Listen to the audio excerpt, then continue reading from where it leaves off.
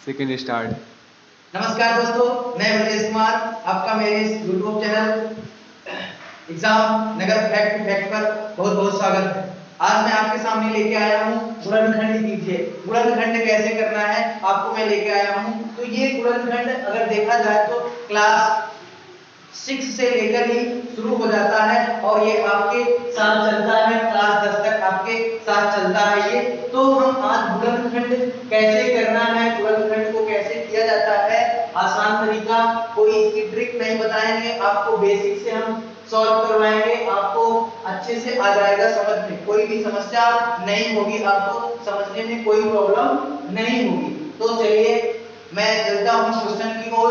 तो क्वेश्चन मेरा पहले कौन सा क्वेश्चन है, तो क्वेश्चन आपके सामने लिखा हुआ है 2x² + 7x + 3। अब इसको देखना है, इसको किससे तुलना करना है, तो तुलना करना है ax² + bx + c से तुलना करना है। तो देखा जाए a का जो मान है यहाँ से अगर तुलना की जाए तो a का मान क्या है हमारा 2 है और b का मान यहाँ क्या है, यहाँ b का मान मेरा क्या है 7 है, b का मान क्या है 7 है।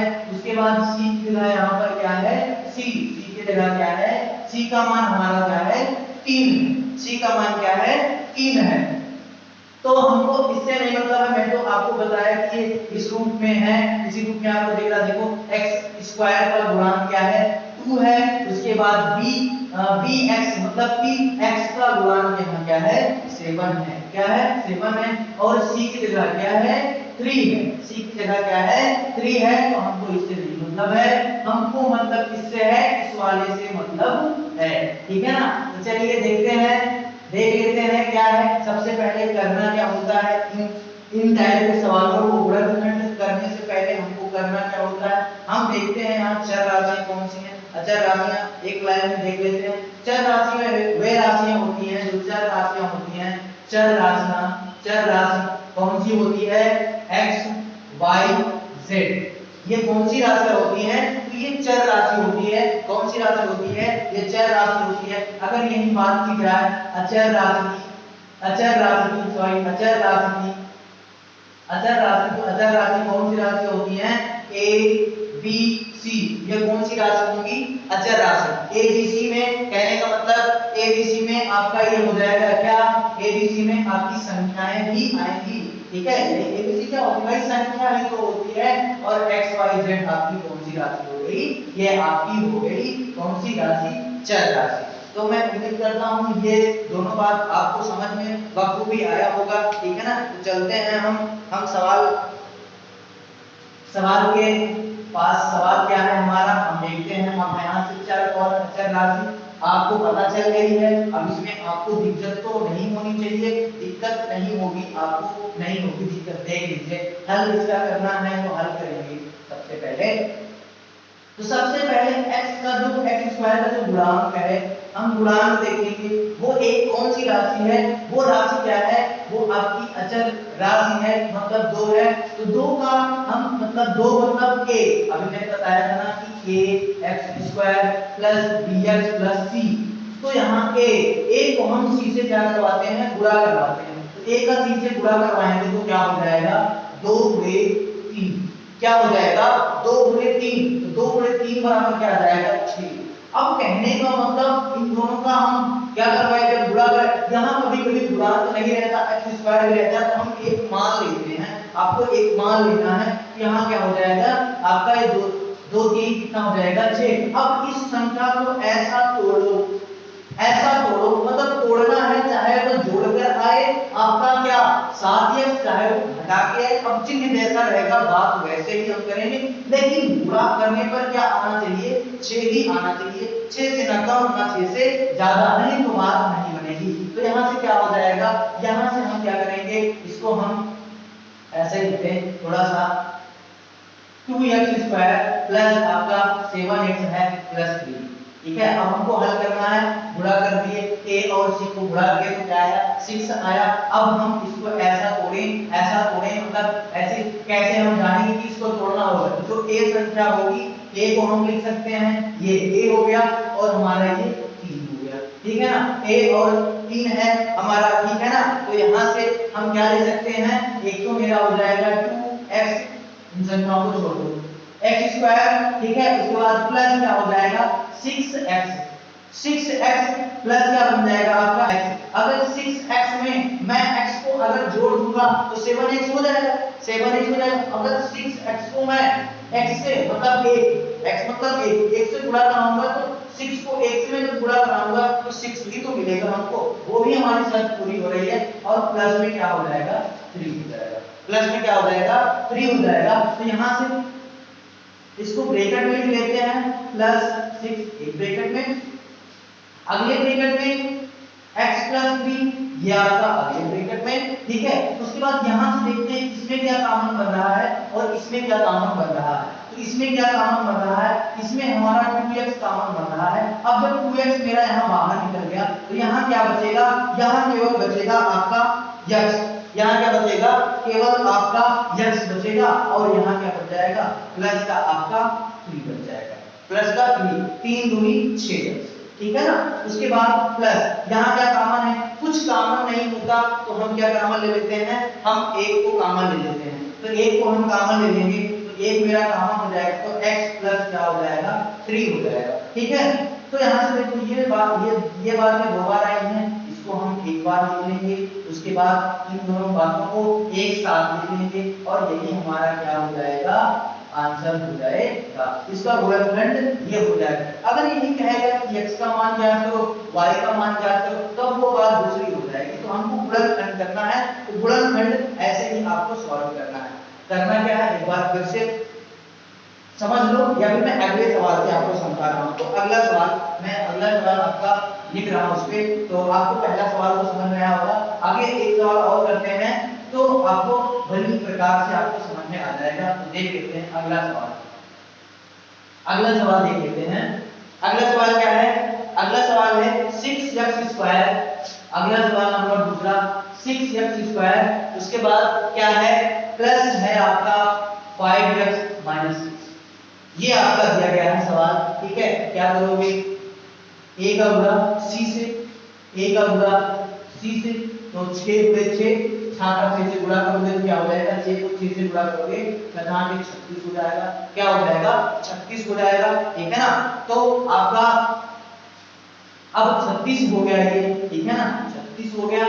तो क्या बनेगा बात, अब हम कैसे जानेंगे, अब क्या करना होगा, गुणा करने पर 36 आना चाहिए। इस बीच वाले को ऐसा करो कि गुणा करने पर 36 आना चाहिए और जोड़ने पर क्या आ जाना चाहिए, 5x, या घटाने पर 5x आ जाना चाहिए, ठीक है ना। तो हम कैसे जानेंगे कि वो दोनों संख्याएं कौन सी हो सकती हैं, तो हम a को यहाँ निकाल लेंगे और यहाँ किसको निकाल लेंगे, c को।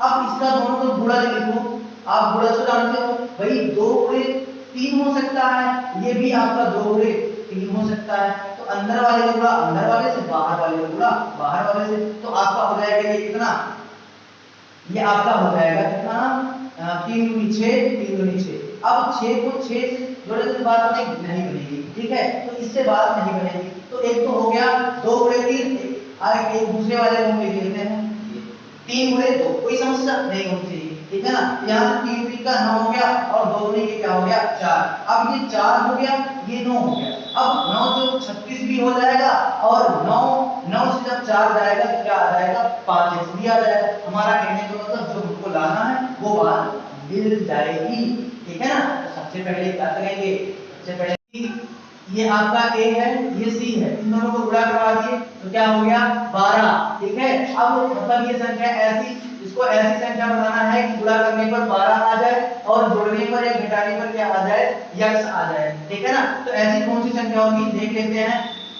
3x स्क्वायर, उसके बाद आपका क्या हो जाएगा, माइनस का, ये प्लस का बनेगा, प्लस का क्या हो जाएगा, प्लस का यहाँ अगर क्या बनेगा, प्लस का आपका बन जाएगा, ये आपका प्लस का बनेगा 3x या 4, आप पहले 4x बना लो, 4x बड़ी संख्या है। उसके बाद माइनस का 3x कर दो तो 4 के 12 हो जाएगा। उसके बाद 4x में से 3x जाएगा तो क्या आएगा, आपका बचेगा क्या, माइनस का 3x बचेगा कि नहीं बचेगा भाई, प्लस माइनस माइनस का 3x बच जाएगा, ठीक है ना। तो सॉरी ये थोड़ा चेंज, हाँ ये आप माइनस कर दीजिए इसको और ये प्लस कर दीजिए, क्योंकि इसमें से जाएगा बड़ी संख्या में छोटी संख्या जाएगी, तो क्या हो जाएगा आपका माइनस का x बच जाएगा, फिर आगे जाके आ जाएगा प्लस का 4। ठीक, यहां से 3x स्क्वायर माइनस 4x एक ब्रैकेट में प्लस 3x, ठीक है, प्लस 3x, उसके बाद प्लस का 4x आपका एक ब्रैकेट में, ठीक है ना। ये आपका हो जाएगा। लगता है तो सवाल में फाल्ट है क्या? तो देख लीजिए यहां से आपका बन जाएगा ये। अगर मैं पहले, ठीक है, यहां से क्या कॉमन होगा? कुछ कॉमन बनेगा? कुछ भी तो कॉमन नहीं बन रहा है, ठीक है ना। इसको ऐसे करो, इसको हम देख लेते हैं, इसको एक बार करके देख लेते हैं। थोड़ा सा सवाल में कुछ हमको लग रहा है फाल्ट है, ठीक है ना। फाल्ट क्या है देख लीजिए, 3x स्क्वायर, उसके बाद 3x स्क्वायर के बाद क्या होगा आपका माइनस 4x आएगा, फिर आपका फिर क्या आ जाएगा प्लस का क्या हो जाएगा, प्लस का 3x हो जाएगा, ठीक है, फिर माइनस 4x। ठीक, अब आपका सही बन गया सवाल। तो 3x स्क्वायर माइनस 4x, ठीक है, उसके बाद प्लस का 3x, फिर माइनस 4। ठीक, अब यहाँ से कॉमन क्या लेंगे? यहाँ से अगर देखा जाए तो कॉमन क्या है? कॉमन केवल x ही है। यहाँ हो जाएगा 3x माइनस क्या हो जाएगा 4, उसके बाद यहाँ कुछ कॉमन नहीं, प्लस कॉमन, तो 3x माइनस 4, ठीक है, फिर यहाँ क्या हो जाएगा 3x माइनस 4, उसके बाद x प्लस 1, ये आपका क्या हो जाएगा? आपका आंसर हो जाएगा। आपको समझ में आया होगा, मैं उम्मीद करता हूँ आपको समझ में आ गया होगा। तो चलते हैं नेक्स्ट सवाल से समझ लेते हैं, थोड़ा और समझ लेते हैं, क्लियर हो जाएगा इसमें आपका। फिर आपको कभी किसी भी गुणनखंड, कितना भी बड़ा हो गुणनखंड दे दिया जाए, आप आसानी से कर लोगे अगर आपको नियम कानून सब सवाल में, ठीक है ना। चलिए अगला सवाल जो आपका है वो है 12x स्क्वायर। क्या है? 12x स्क्वायर आपका जो अगला सवाल है वो 12x स्क्वायर, उसके बाद फिर आपका है 7x प्लस 1, ये आपका सवाल है, ठीक है ना। क्या करना है आपको? इससे गुणा करवाना है, गुणा करवाओगे तो क्या आएगा? 12 आएगा। क्या आएगा? 12। इस संख्या को ऐसे तोड़ो कि गुणा करने पर 12 या फिर जोड़ने या घटाने पर क्या आ जाए आपका 7x मिल जाए, ठीक है ना, 7x मिल जाए। तो हम क्या करेंगे? हम करेंगे 12x square minus 4x minus 3x। आपको पता है ना 3x 4x कहां से निकला? भाई इसका गुणा लिखेंगे, इसका गुणा लिखेंगे, उसके बाद अंदर वाले का अंदर से गुणा, बाहर वाले का बाहर से गुणा, तो हमको मिल जाएगा वहां से ये दोनों संख्याएं। तो 4 3 12 भी हो जाएगा, और -4 -3 संख्या रखिए तो -7 आपका आ जाएगा, ठीक है ना। तो ये प्लस का हो, यहां से क्या करेंगे? 12x स्क्वायर माइनस 4x एक ब्रैकेट में, फिर माइनस 3x प्लस 1 एक ब्रैकेट में, ठीक है। यहां से हम क्या कॉमन ले लें? यहां से देखो x को कॉमन आपका बन जाएगा। अब संख्या में क्या कॉमन बनेगा? अगर मैं 4 कॉमन वैल्यू 4x पूरा, यहां क्या बच जाएगा? 3x बच जाएगा, यहां माइनस का 1 बच जाएगा, ठीक है, फिर -1, तो 3x और आपका plus minus minus plus minus minus हो जाएगा, ठीक है। तो आपका आएगा 3x 1, उसके बाद 4x 1, आपका ये क्या हो जाएगा? आंसर हो जाएगा। आप